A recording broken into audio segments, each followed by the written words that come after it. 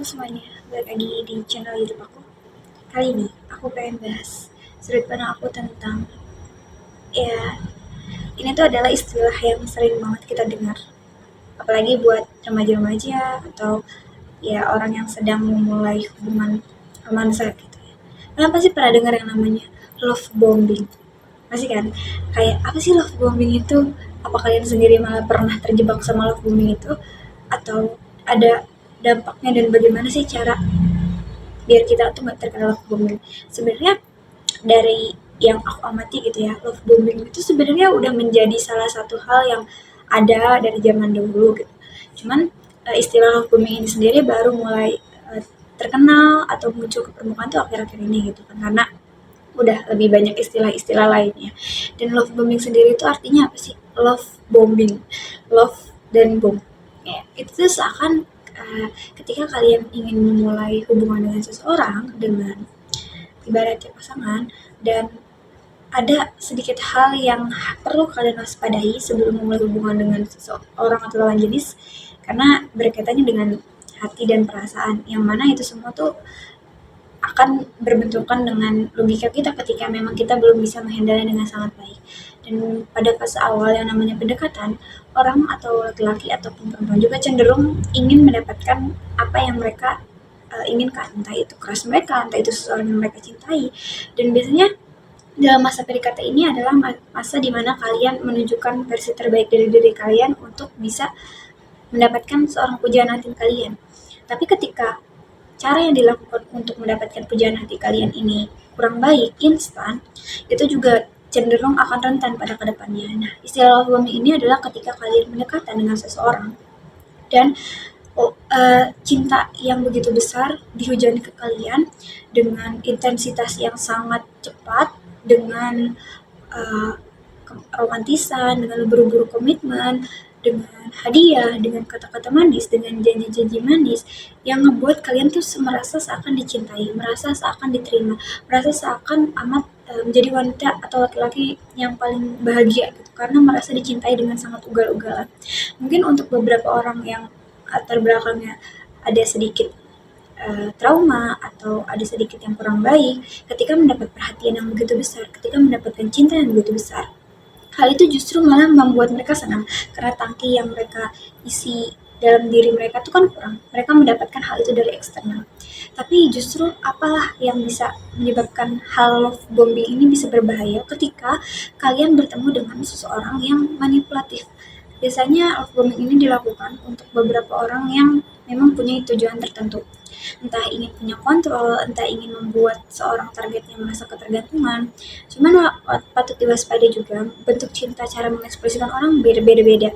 Banyak orang yang mungkin menunjukkan cintanya dengan cara yang memang menunjukkan afeksi, tapi sadari bahwa love bombing ini intensitas dan segala macamnya terasa begitu cepat, terasa begitu tidak slow burn, atau bisa dibilang pelan-pelan dalam mengenal, dan dia tuh cenderung untuk membuat korbannya uh, penuh dengan rasa cinta yang dia berikan, sehingga kita akibatnya menyebabkan ketergantungan dan ingin mendapatkan perasaan rasa disayang itu sendiri. Dan love bombing ini bisa menyebabkan banyak apa ya dampak kalau misalnya kita tuh gak punya batasan yang sehat, kita tuh gak punya kontrol terhadap diri untuk bisa menyadari mana cara yang sehat, mana cara yang enggak. Mungkin aku pengen nyoba ngasih pandangan aku gitu ya tentang love bombing ini sendiri.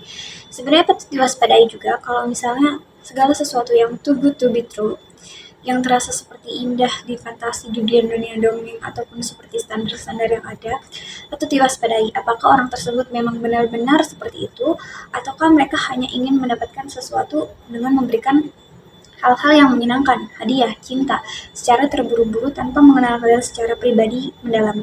Karena menurut aku pribadi, ketika kita emang pengen benar-benar mengenal orang, ingin menjalani hubungan yang serius dengan orang, kita cenderung untuk tidak terburu-buru terhadap hal tersebut, karena kita butuh mengenal orangnya bagaimana, kita butuh mengenal diri kita sendiri, kita maukah dengan orang seperti ini, siapa kita dengan orang seperti ini. Mungkin ketika kita sudah merasakan iya, kita sadari juga apakah cinta yang diberikan itu terlalu mendesak, terlalu berlebihan, karena sesuatu yang berlebihan pasti cenderung tidak baik gitu kan.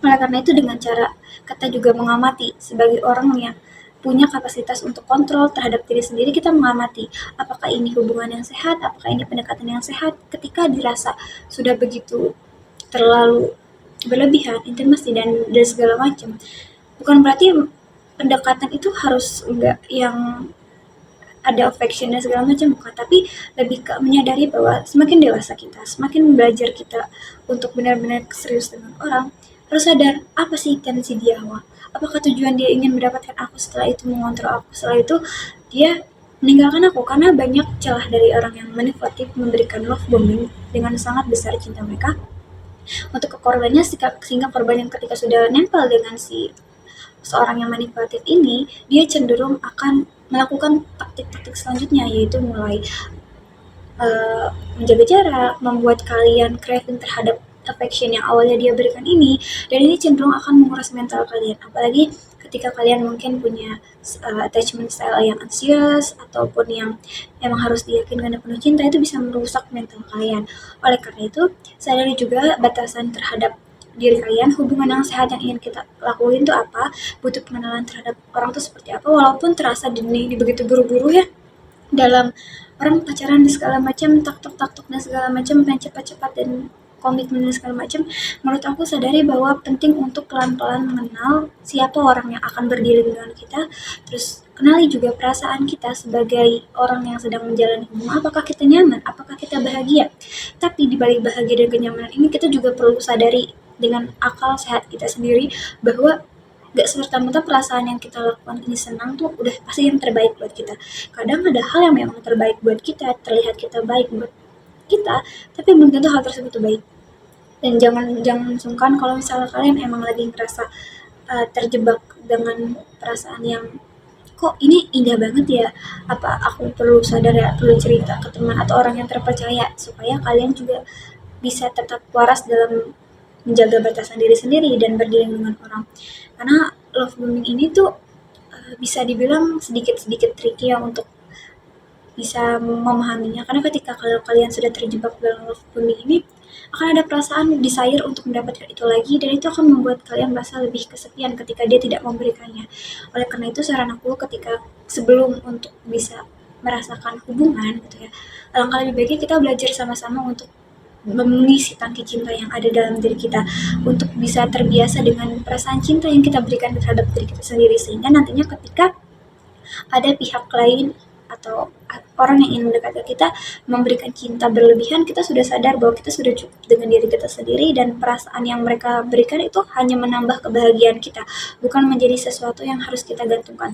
Banyak orang yang terjebak dengan love bombing karena mereka menggantungkan kebahagiaan mereka tuh pada orang tersebut, berharap bahwa ketika mereka dicintai gitu mereka merasa penuh, padahal sejatinya perasaan itu tuh balik lagi ke diri kita sendiri. Sadari hal yang terburu-buru itu belum tentu adalah hal yang paling baik. Makin dewasa semakin sadari bahwa gak apa-apa untuk melanggan sesaat, untuk mengenal sesaat, untuk lebih teliti terhadap orang yang akan berdiri ke depannya kita nantinya, karena kita akan mengeluarkan waktu, atensi, mungkin juga materi dan segala macam.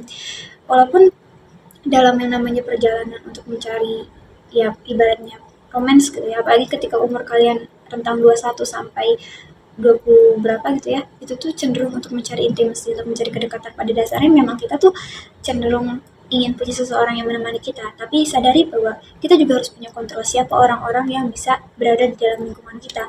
Kalau misalnya kita nggak memilih dan menseleksi, ditakutkannya hal itu juga yang berdampak ke kita. Bisa kalian menyebabkan trauma, bisa kalian menyebabkan rasa galau, sedih, cemas yang berlebihan karena orang tersebut, karena pikiran kalian, hati kalian semuanya dipikirkan untuk orang yang berdiri dengan kalian, sedangkan harusnya fokus dan perhatian kalian bisa lebih dikembangkan untuk diri sendiri.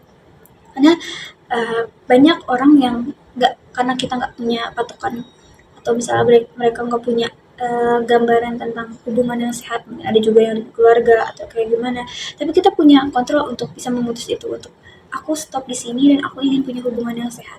Banyak orang yang terlepas dari hubungan yang toksik itu butuh waktu, butuh dukungan dan support, dan begitu juga ketika kalian berada dalam hubungan yang cukup melelahkan, dengan catatan memang sudah ada titik di mana kalian sudah capek, sudah merasa waspada terus-terusan, cemas dengan cinta yang berlebihan, terus kalian merasa dibuat bingung dan segala macam, sadari bahwa kalian punya kontrol untuk memilih diri sendiri, untuk percaya sama diri sendiri, untuk bisa diri sama dengan diri sendiri.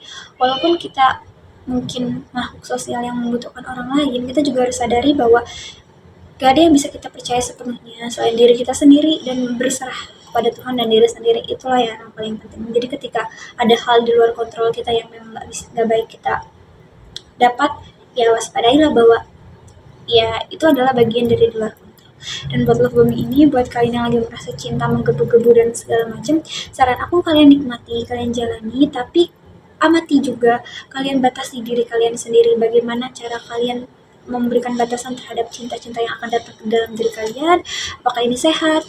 Dan kalau misalnya kalian pengen punya checklist hubungan yang sehat, kalian bisa juga mencoba untuk mencari tahu gitu, karena ya namanya kita masih hidup cuma sekali ya, belajar tuh ya di sini ya.